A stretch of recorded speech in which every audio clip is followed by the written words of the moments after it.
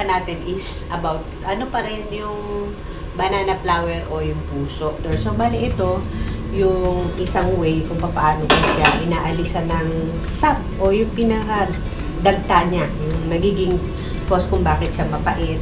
Magpapakulo ako ng tubig and then pag kumukulo na, saka natin ilalagay yung puso ng saging para maalis yung mapait na bahagi sa kanya. At the same time, kaya natin siyang i-preserve ng hindi mangingitim sa refrigerator. So, ayan. Kasi nga, pagka ganitong ikaw ay nasa bahay na mas marami kang time para matutunan or sa day-to-day na day-to-day na activity, ayan, matututunan mo nga lahat yung mga ganyan. Lalo pa nga pagka ganitong medyo nako-compromise ang health. So, kailangan mo mag-isip ng way para mas maging healthy.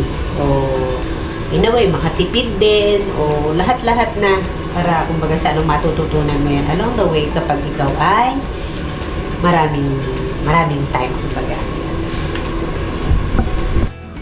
So, ayan. Sa nakikita nyo, bale, sumusulak na, ayan, nagbo-boil na ang ating pinapakulong tubig.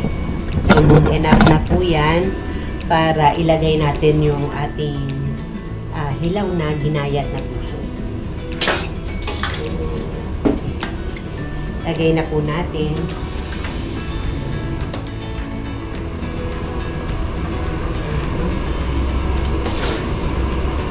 Marami kasi talagang available, kaya ginrab na yung opportunity para makuha. Masasayang kasi yan pag hindi kinuha sa puno. Liliit siya ng liliit habang nasa puno pa.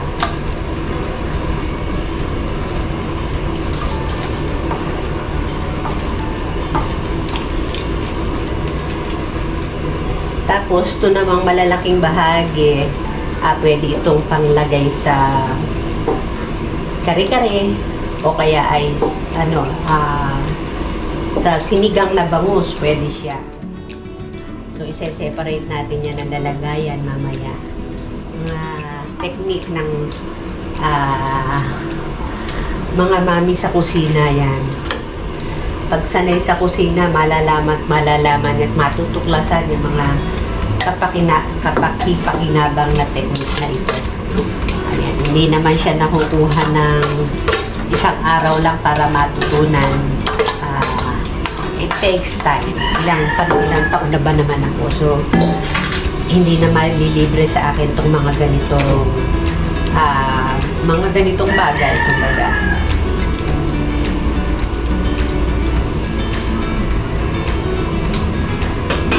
Okay, takpan muna natin kasi syempre lumamig ng konti yung tubig natin. So, mamaya antayin natin siyang mag-boil. Pero hindi naman natin siya lulutuin. Kumbaga, yung term kasi dito, ipapasa. Parang iba-blanch lang siya kung sa term ngayon na mas maiintindihan ng mga mamis na bagets o mga bagets, iba-blanch siya. Okay, wait lang tayo.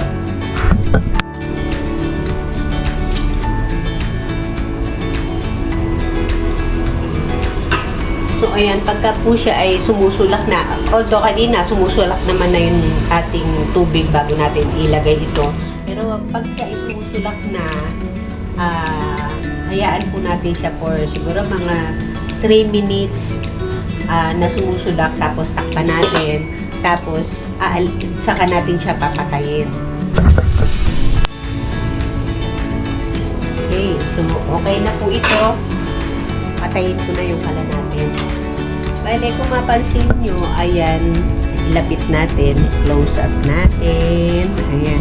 Kung mapansin nyo, ayan na yung sabaw natin, nagkulay parang may kulay gatas na nagiging parang brownish na. Bali, yung mga dagta, pinakasap na mapait, na mapakla ng puso ng saging, ay yan na po yun.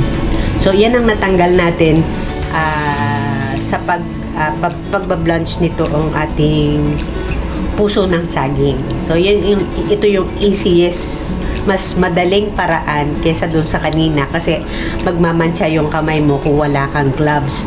Pero ito, napakadali lang, iba-blance lang, tapos, iba-blance lang, aalisin lang talaga yung pinakadagdag. So, yan, i-strain po lang natin. By the way, nilagyan ko pala yun ng ng 2 kutsarang suka para po hindi mangitim yung ating puso ng saging. Kasi kapag hindi siya nilagyan noon, kahit anong gawin nyo, saglit lang mangingitim yan eh. Pero ito, ayan, nilagyan ko po yan ng konting suka, 2 kutsarang suka para hindi siya mangitim. So, i-strain na po natin po at ito po siyang ilalagay sa salaan. At okay na po, good na po yun. Tapos na tayo dun sa ating process at ito ay ilalagay ko na lang sa ref para sa future na pagluluto. Okay. At syempre, bubukod natin itong malalaking bahagi kasi ibang recipe ang paglalagyan ko dyan. Ito naman mga technique lang pagka masyadong marami yung supply nyo, kumbaga, nagkataon na marami yung available na ganito, ayan ang pwede nating gawin para siya ay hindi masayang at masuppress natin yung paggulang ng ng puso ng saging. So, ganyan lang po ang gagawin natin para sa future na lulutuin. So, magkaibang lalagyan na paglalagyan natin yan kasi magkaiba sila ng gaya. Mas malalaki para sa malaking pagsasangkapan syempre. Kasi itong iba ay mga strips. So, ito naman ay para nga sa kare-kare o kaya ay sa sinigang. Kung kayo ay marunong magsigang ng gano'n. Kasi sa amin, ang nanay ko dati ay nagluluto ng puso ng saging with bangus. Pag inilagay ang bangus sa niluluto, ay bigla pong namumuti yung sabaw ng niluluto ng nanay ko. At yun ay namana ko naman. Masarap siya. Hindi yung typical na sinigang na mga lipi. Ito, puso ng saging ng sangkap na. Siguro, isang araw makita nyo rin sa aming vlog yun. Siyempre, bahagi ng araw-araw na buhay ay mga simpleng pagkain. Tawag ko nga doon yung pagkain, matanda kami ng husband ko.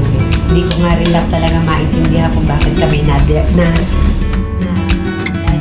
pa ng diabetes. Samantalang talagang tutusin, very good na talaga yung pagkain namin. Hindi bahagi ng pagpalengke namin ng karne ng baboy. Hanggang manok lang kami. Processed foods, hindi rin. Fast foods, hindi rin.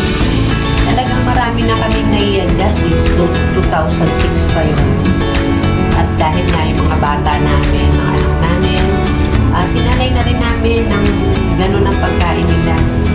Pero wala nga tayong magagawa kasi nasa modern age na tayo. Kahit yata anong gawin mo ay wala kang magagawa.